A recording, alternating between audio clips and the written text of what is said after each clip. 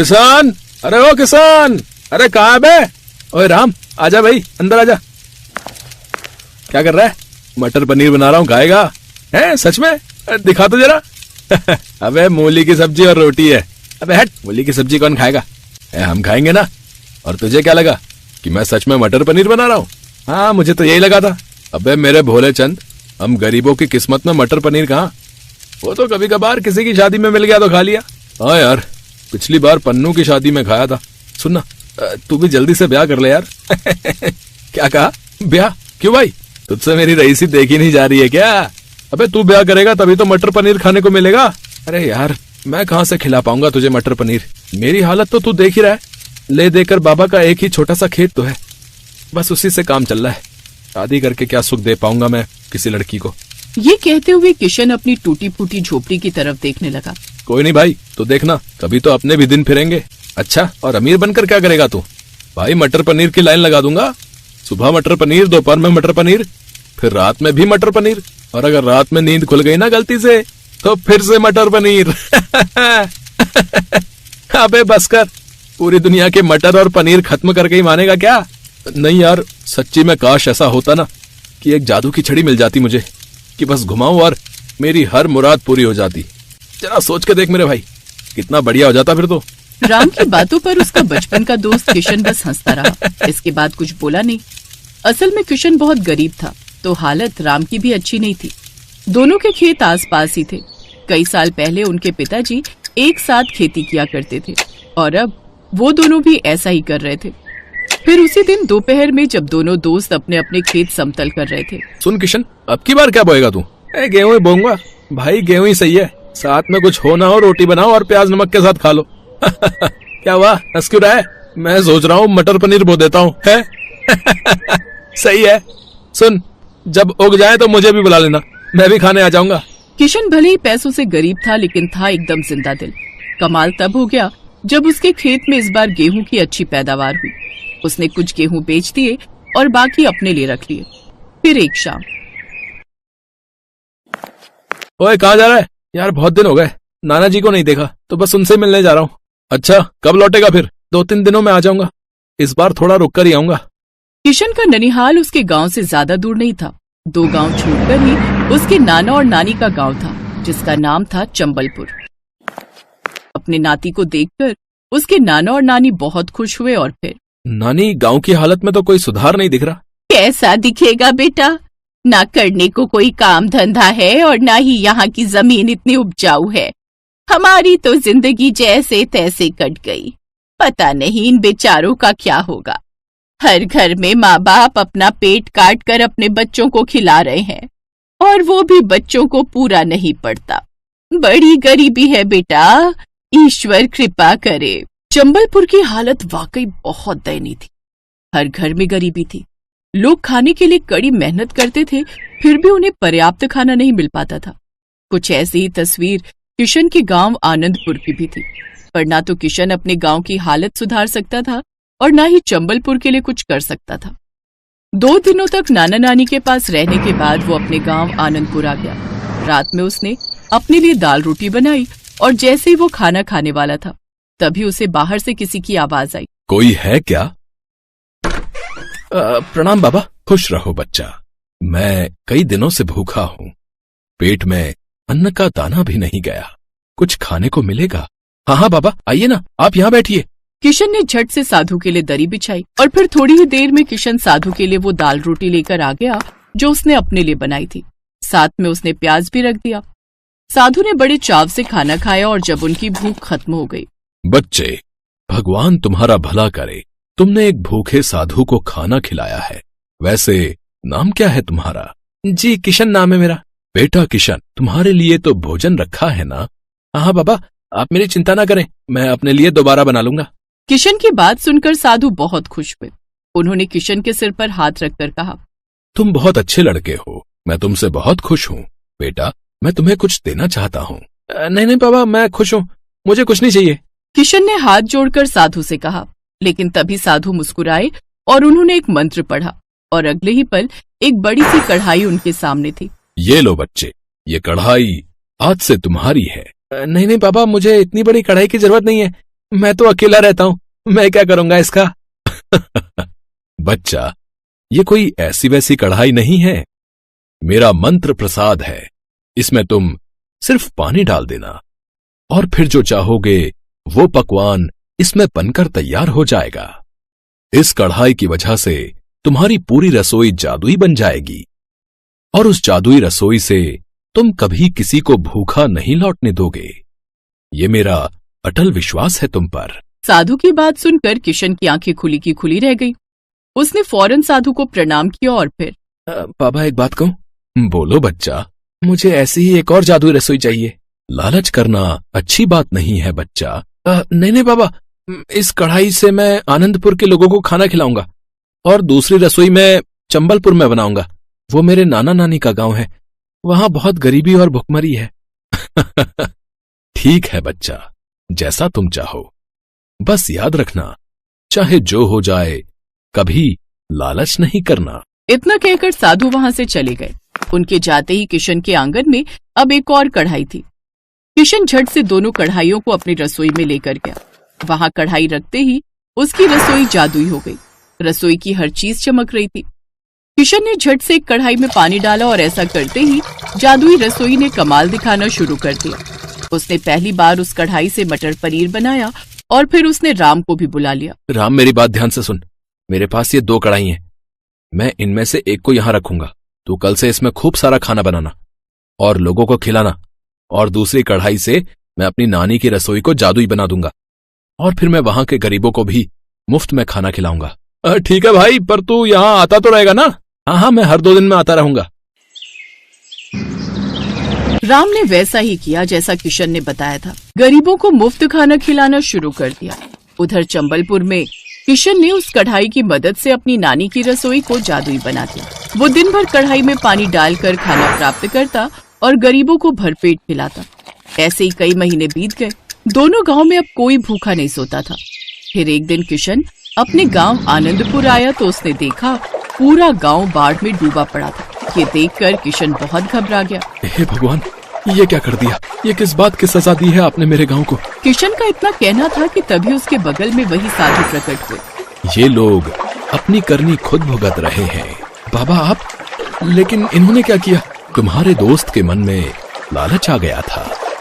वो जादुई रसोई से खाना बनाकर बेचने लगा, वो भी बहुत महंगे दामों पर। और जब गांव वालों को इस जादुई कढ़ाई के बारे में पता चला तो वो सब भी इसे छीनने और लूटने में लग गए। बस इसी छीना झपटी में कढ़ाई का पानी नीचे गिर गया और इस गांव में बाढ़ आ गई। इन सब पर दया करें महाराज और इन सबको बचाने का उपाय बताएं। इन सबको माफी मांगनी होगी। हाँ, हम सब माफी मांगते हैं, माफ कर दीजिए साधु महाराज। ठीक है, मैं इस गांव को पहले की तरह कर देता हूँ। साधु बाबा ने फिर से एक मंत्र पढ़ा और अगले ही पल सारे गांव का पानी उनके कमंडल में समा गया। इसके बाद पूरे गांव ने कभी लालच न करने की कसम खाई और फिर सब ठीक हो गया।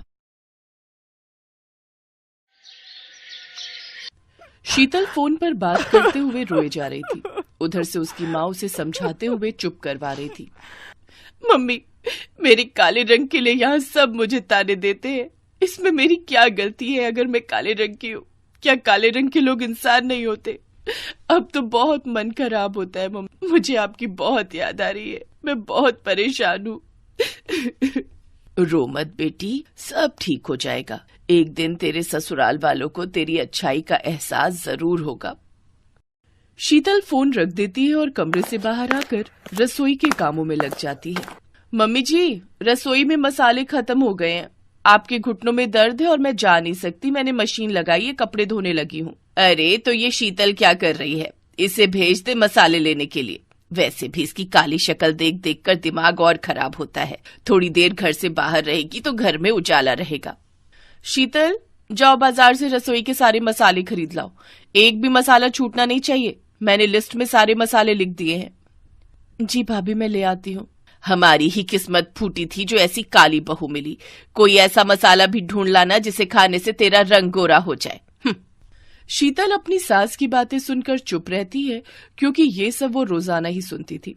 शीतल बाजार तो चली जाती है पर उस दिन बाजार बंद था। भैया, ये राशन की दुकानें क्यों बंद हैं? बहन जी, सोमवार सारी दुकानें बंद रहती हैं। अरे आज तो सोमवार है, मुझे तो ध्यान ही नहीं रहा। शीतल को तो ध्यान नहीं रहा, पर उसकी जेठानी और सास को ये बात अच्छे से पता थी।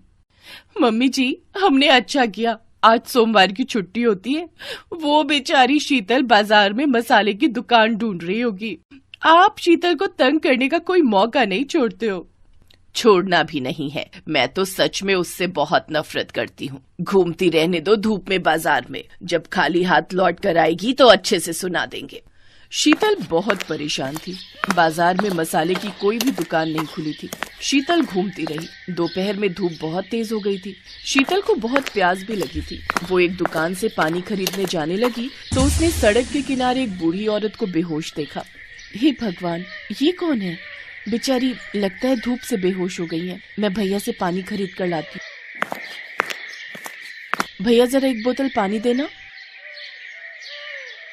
शीतल पानी की बोतल लेकर उस औरत के पास जाती है और उसके मुंह पर थोड़ी सी पानी के छींटे डालती है।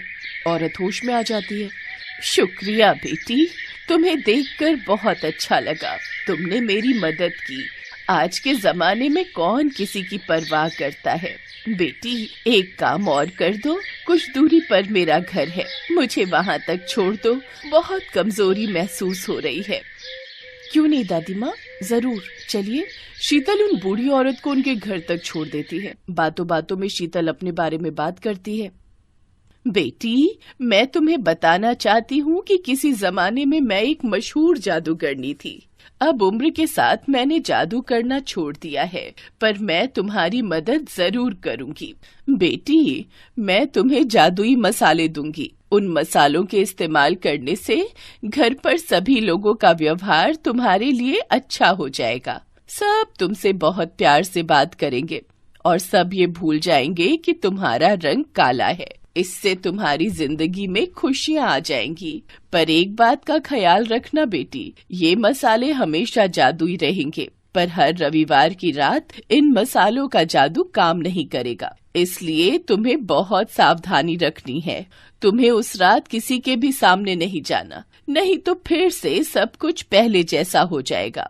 उसके बाद ये मसाले अपना जादू नहीं दिखा पाएंगे। मैं ध्यान रखूंगी दादी माँ, आपका बहुत बहुत शुक्रिया। आपने मेरी सारी चिंता दूर कर दी।